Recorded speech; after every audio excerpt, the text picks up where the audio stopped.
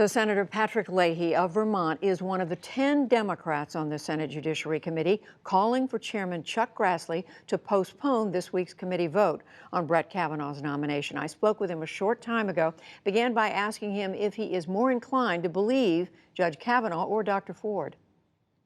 I think it's very courageous that somebody comes forward like this. We know that she talked to a therapist about this years ago. She has come forward, willing to come forward publicly. I was a prosecutor. I saw a lot of people who had been assaulted as younger women and have held it inside for years before they come forward. That's not unusual. But let's find out, both for Judge Kavanaugh's sake and for Dr. Ford's sake, let's find out what happened. Right now, the way they're trying to rush it, part of it behind closed doors, is not fair to the process, it's not fair to the Senate, but mostly it's not fair to the American people. Senator, we heard Senator Orrin Hatch, Republican on the committee, say today that he believes Professor Ford is mixed up, suggesting that maybe she has the wrong person. Do you think that's possible? He said that without even talking with her, without even knowing the facts. Let's get the facts. Let's not speculate. I think, as another Republican, Senator Jeff Flake, said, what is the rush? Let's get all the facts. That's all I want. When I was a prosecutor, I dealt with facts. Here, we've got to deal with facts because we're saying, depending upon how we look at these facts, somebody could be on the Supreme Court for the rest of their life. Think of the effect that has on 325 million Americans. At least for them, we ought to be doing it. But also, as the Dean of the United States Senate, I think it is an outrageous reflection on the U.S. Senate if we're not willing to take the time to get it right.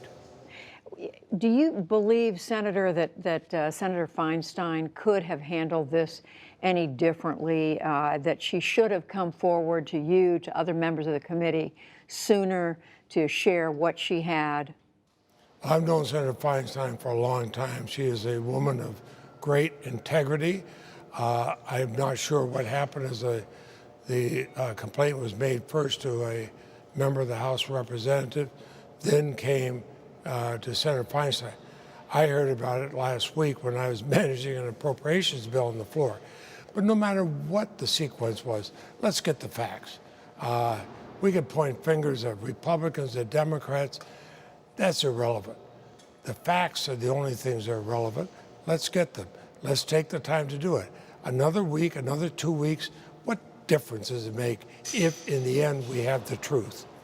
Senator, you are one of the very few members of the committee, Judiciary Committee, who were serving at the time of Clarence Thomas's confirmation to the Supreme Court when Anita Hill made the allegations against him for sexual harassment.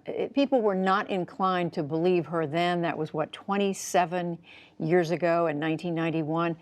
How have times changed? Is this a different time? Well, as you may recall, I said publicly that I did believe her. But I spent a lot of time listening to her, listening to what she had to say, listening to Clarence Thomas's reaction to it, looking at it again as I would have when I was a prosecutor.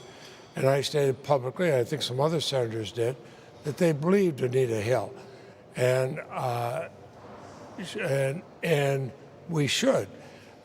Certainly that should remind us to take the time to find out what the facts are.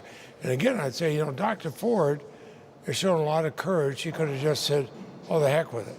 I'm not going to come forward. Instead, she did. Let's let her be heard. Senator, just finally, if all goes as indicated right now, though, the Republicans plan to go ahead with this vote. What can Democrats do to stop them? They're just no more than we could stop them from a man that most Republicans had said they would vote for. It was pure partisanship. It damaged the United States Senate.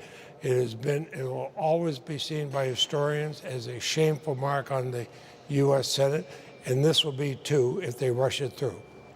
Senator Patrick Leahy of the Senate Judiciary Committee, thank you very much. Thank you.